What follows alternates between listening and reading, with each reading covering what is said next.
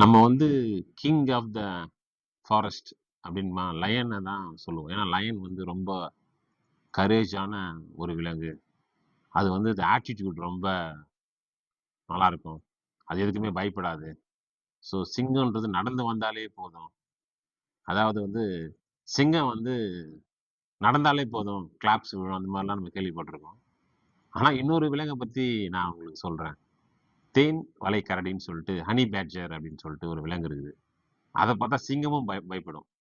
அது வந்து சிங்கம் விட ரொம்ப குள்ளமா ஒரு கிரிய பிள்ளை வகையை சேர்ந்த ஹனி பேட்ஜர். ஸோ வந்து சிங்கமே அது வந்து வம்பு இழுக்கும், விஷப்பாம்பையும் சாப்பிட்ரும். எதுக்குமே பயப்படாது. அது வந்து அதுக்கு ஆல்ரெடி ஒரு பேரே இருக்கு, அஞ்சா நஞ்சுன்னு ஒரு பேரே இருக்கு அந்த வளைக்கரடி, தேன் வளைக்கரடிக்கு. நான் என்ன சொல்ல வரேன்னா வந்து சிங்கமா இருந்தாலும் அதுக்கிட்ட சண்டை போடுறதுக்கு வந்து தைரியம். அது உருவம் சின்னது, நல்லா இருக்காது.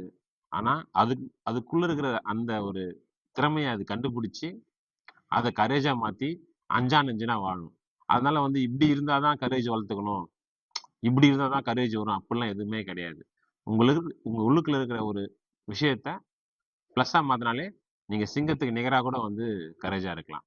ஸோ கரேஜ்ன்ற விஷயம் வந்து இவங்களுக்கு தான் வரணும், அவங்களுக்கு தான் வரணும், இப்படி இருந்து இந்த சூழல் தான் வரணும், அந்த சூழ்நிலை வரணும், அந்த மாதிரி சூழ்நிலை பொறுத்தது கிடையாது. அது உங்களுக்குள்ள இருக்கிற ஒண்ணு, அதை வெளிக்கொண்டு வர்றது தான் மேட்டர். தேங்க்யூ.